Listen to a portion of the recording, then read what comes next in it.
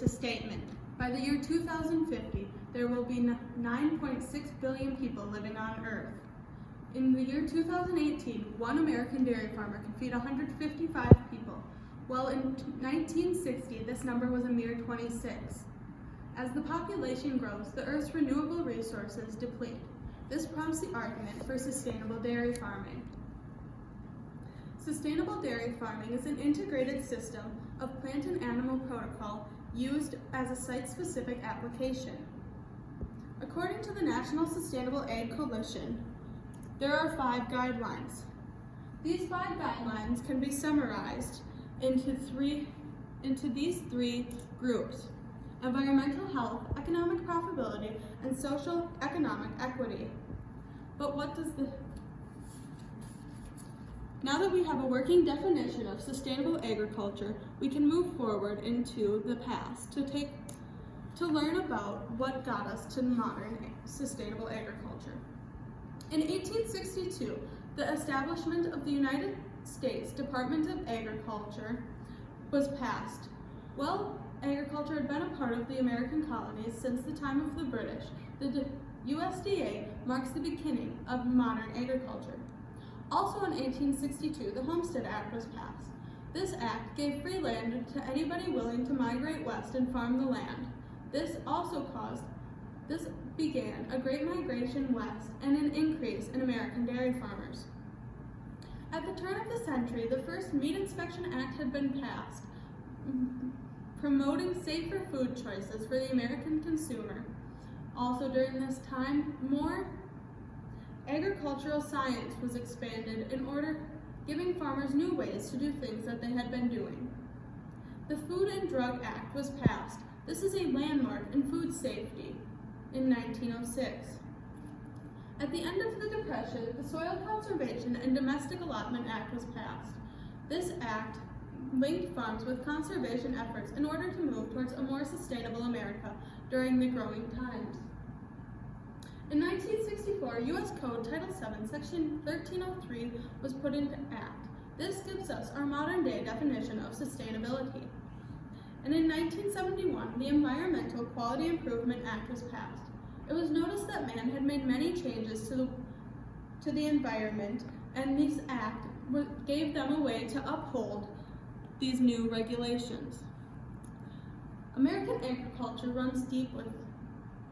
history runs deep with agriculture. It is woven into every fiber of most Americans.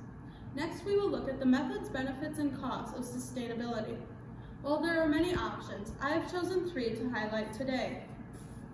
Crop rotation and diversity is one of the easiest yet most impactful methods of sustainability. According to Conserve Future Energy, crop rotation improves soil health, reduces the number of harmful pests, and replenishes vital nutrients in the soil.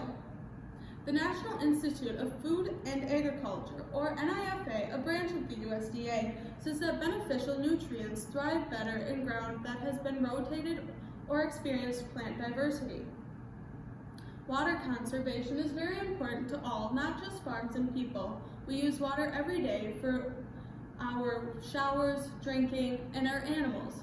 One example of agricultural water conservation is Easy Acres Farm in New York. They were recognized as environmental stewards by Innovation Center for U.S. Dairy.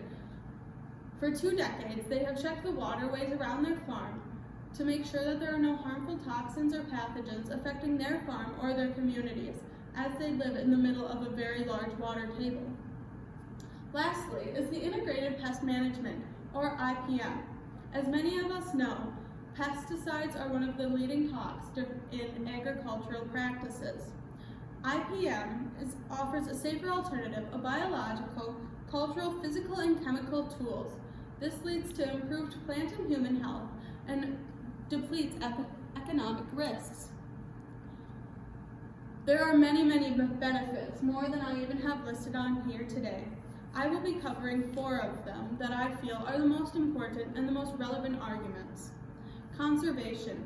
Sustainability is a way to conserve the land that we have for future generations.